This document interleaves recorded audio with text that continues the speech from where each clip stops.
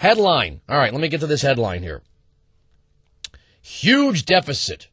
Cutting bill sails through GOP House.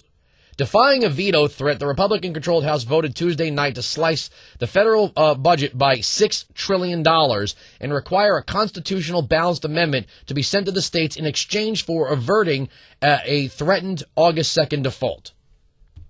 Boy, they're really pissing these people off. Again, follow the train of thought. Conservatives want to decentralize government and let wealth fall where it may. Liberals want to centralize government and decentralize wealth.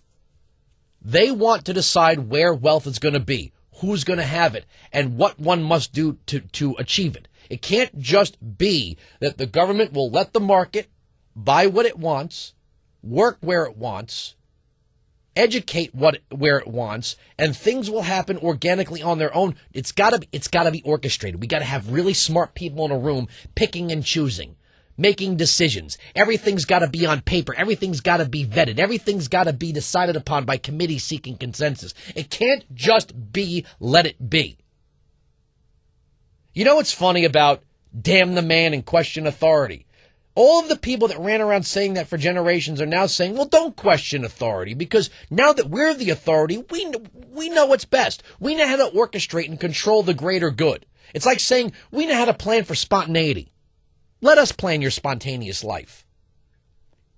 And that's the funny thing about capitalism and free markets. It's spontaneity. Things happen.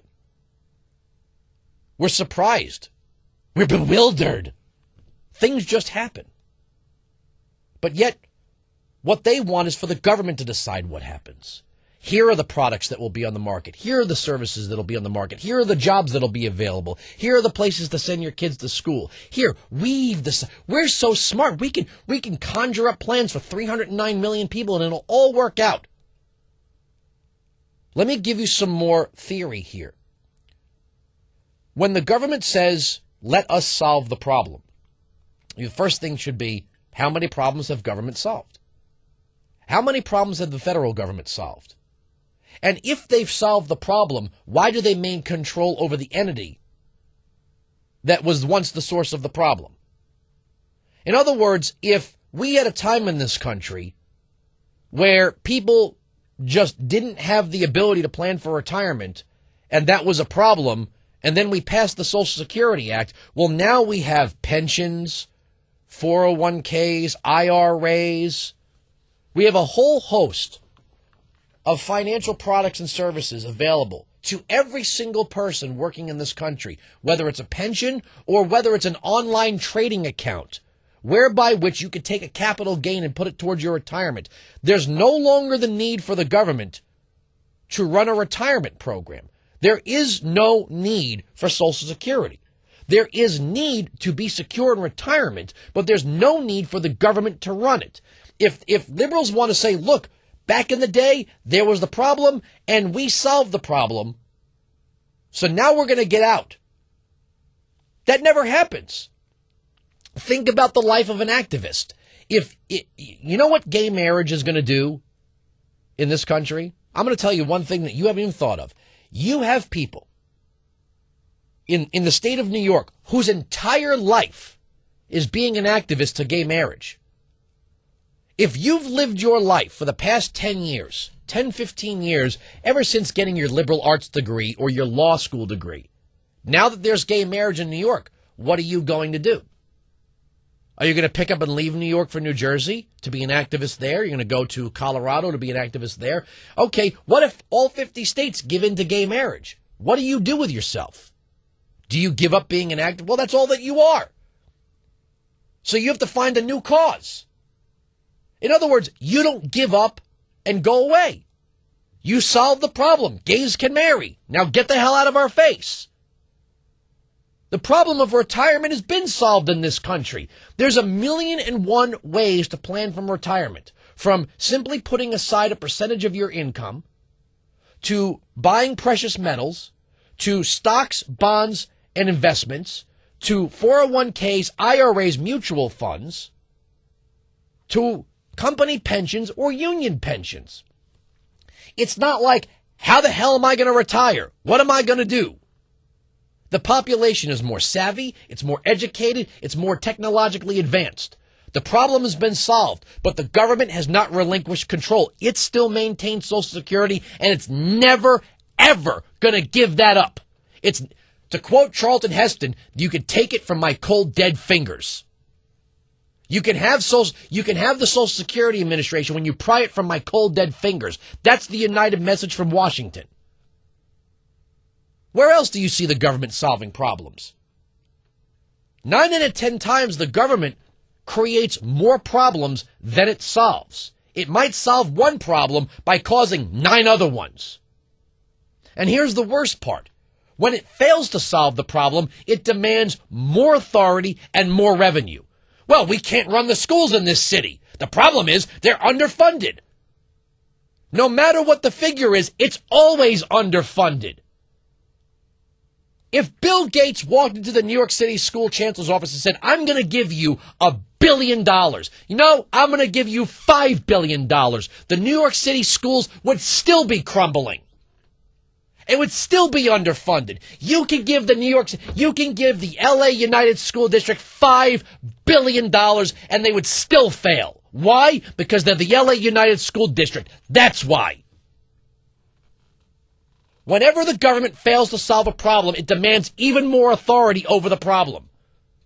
So if it solves the problem, it demands more authority. If it fails to solve the problem, it needs even more authority. So no matter what, government always wants more authority and more revenue.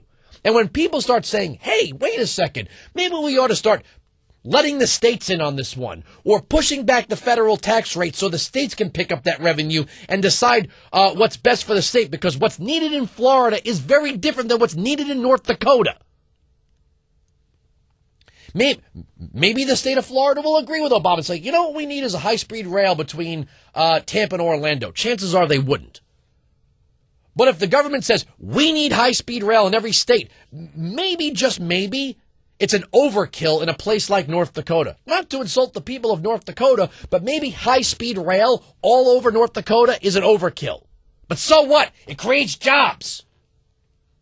1-866-95-PATRIOT. This is the problem with the liberal mindset. They've never seen government control they don't like except for sexual behavior. That's it.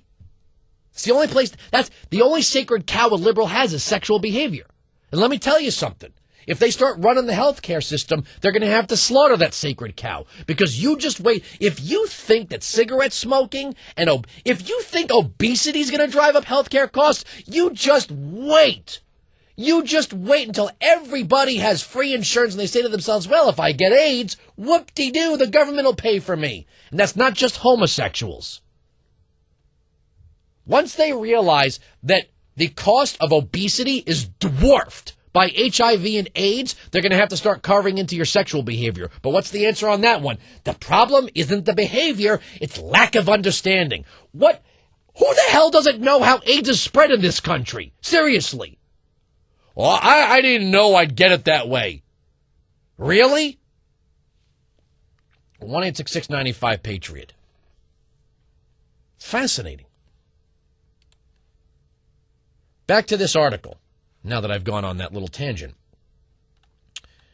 The 234 to 190 vote marked the power of deeply conservative first-term Republicans, and it stood in contrast to the calls at the White House and in the Senate for a late stab at bipartisanship to solve the nation's looming debt crisis. President Barack Obama and a startling number of Republican senators lauded the deficit reduction plan to put forward earlier in the day by a bipartisan gang of 6 lawmakers that call for $1 trillion in what sponsors delicately called additional revenue, and some critics swiftly labeled as higher taxes. So who are the conservatives in the room? Who are the conservatives in the room?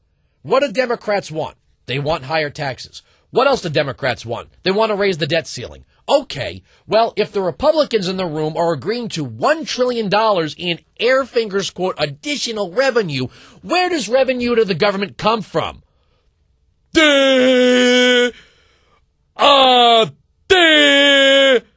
Taxes? Very good. Now get back on the short bus and go home. So revenue to government, additional revenue, new revenue, creative revenue, it all comes in the form of taxes. So $1 trillion in new taxes. It's not a criticism. It's just an accurate description. Critics are saying, right-wing talk radio hosts are chattering about additional revenue as taxes. All right, well, if additional revenue isn't new taxes, where does revenue to the government come from? Is there a magic government revenue tree somewhere along the Potomac that blooms around April 15th? Oh, look, Washington is so beautiful this time of year. The revenue trees are in full bloom. Look at that. I thought those were cherry blossoms. No, they're revenue blossoms. Oh, happy days. More revenue to government.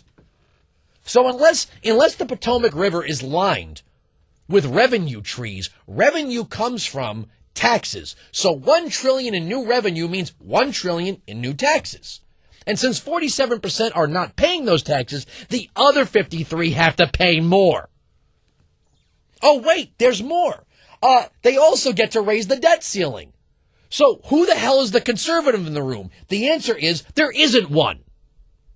The only conservatives right now are either in the House of Representatives or outside the room, and we call them Rand Paul, Mike Lee, and Jim DeMint. 1-866-95-PATRIOT. We're right, they're wrong. That's the end of the story. The arguments on this radio program cannot be broken.